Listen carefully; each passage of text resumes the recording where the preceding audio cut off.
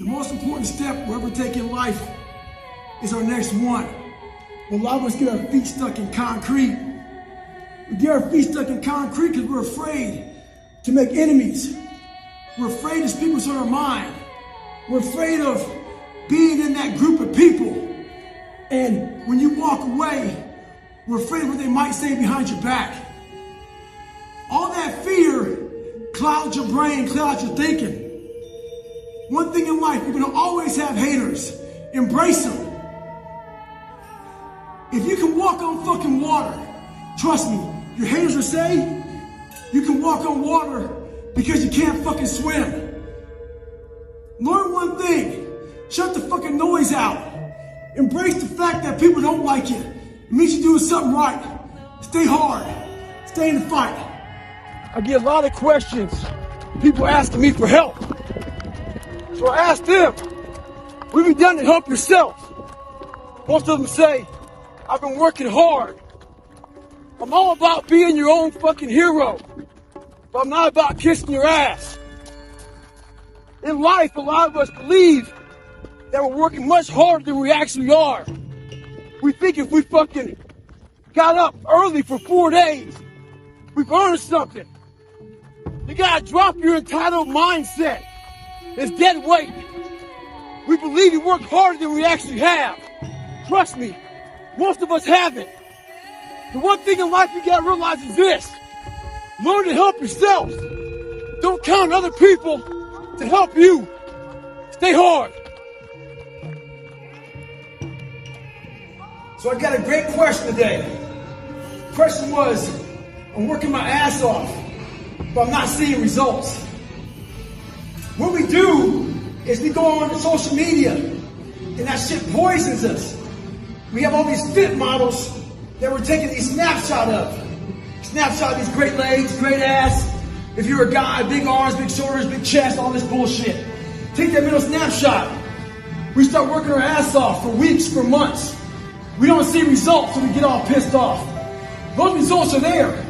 But what you've done is you take that mental snapshot and you're not seeing the results of that fucking fitness model, that person you want to be.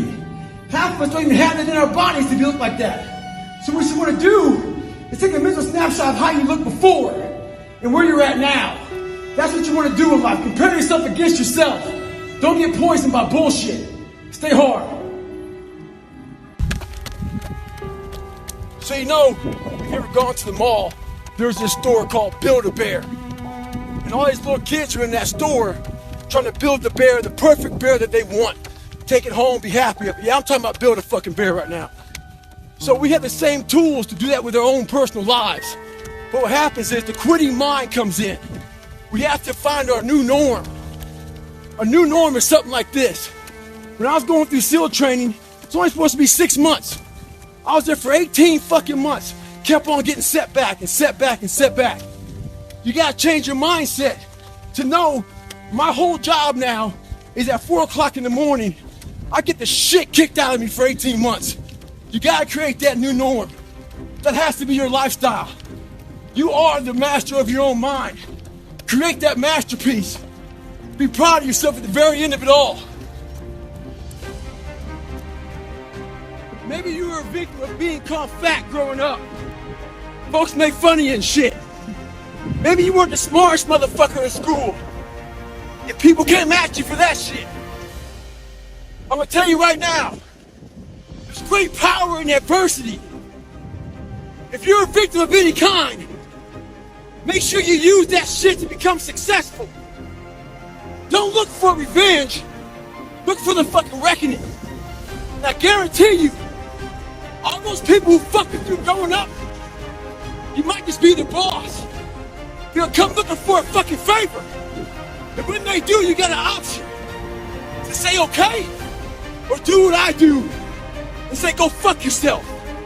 Ha! Beware of one thing, motherfuckers. Spitting in the wind. That shit comes back in your face. Stay hard. Back in the day when I played sports, there was one fucking drill that I hated doing. The coach would have a fucking whistle in his mouth. And basically, we had to sit there and run in place. We ran in place until he blew that whistle. When he blew that whistle, we hit the dirt and bounced up again. and start running in place again. And this drill went on and on and on. The one thing that sucked about that drill was the coach was in total control of everything. How long the drill went, when he blew the whistle for us to hit the dirt, when we got back up, start running in place, and it was mind-numbing. That drill reminded me a lot about life. I think a lot of us out here, we don't have control. We don't have the whistle. There's someone out there blowing that fucking whistle, and we hit the dirt.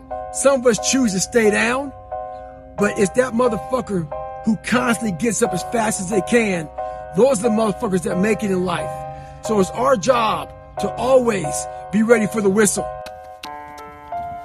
When I was going through Ranger School, we had to do a lot of spot checks. A spot check is basically, we don't have time to get all your gear laid out to make sure you have all your shit. So a spot check is maybe they'll check out 2 items. Maybe making sure you have your extra batteries, extra ammo, whatever it may be. The whole idea of a spot check is to make sure that you're staying squared away, because you don't know what kind of item they're going to check on.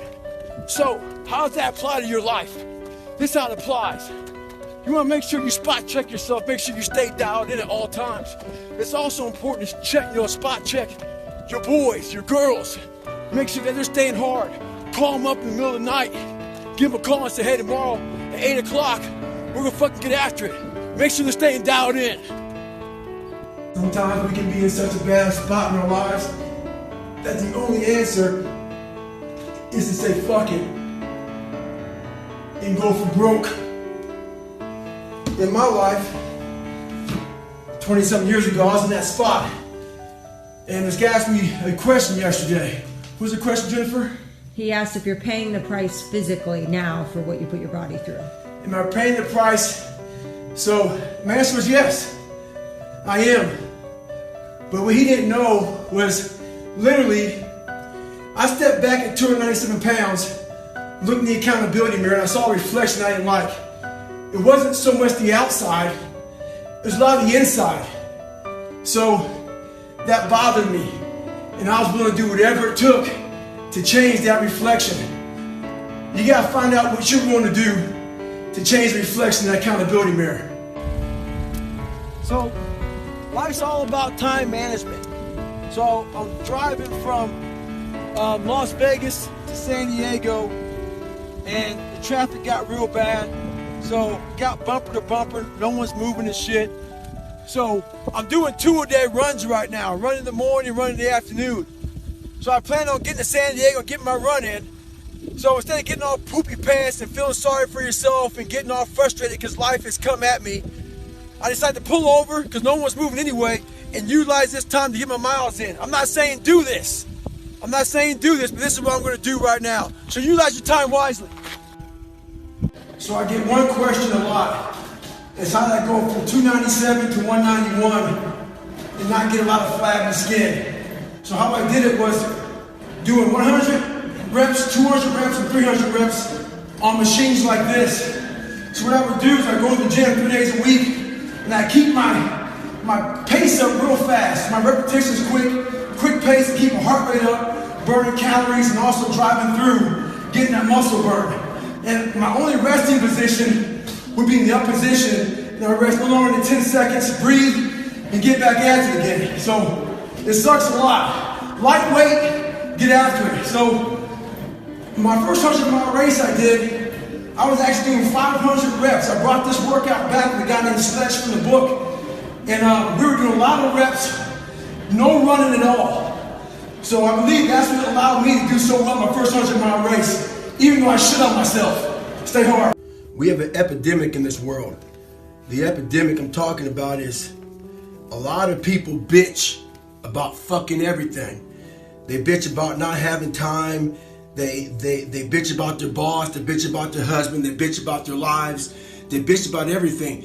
Some people even follow me on Instagram and bitch about me fucking cussing. So why the fuck are you following me on Instagram if you know I'm gonna fucking cuss?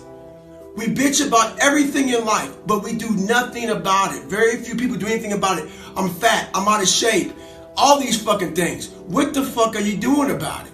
You gotta take action in your life. You gotta stop bitching. You gotta start being Find a solution to your fucking problem. Don't be the problem. Take action. For every action, there's an opposite reaction. If all you do is bitch, nothing's gonna happen in your life. Take action, take control. Stay hard.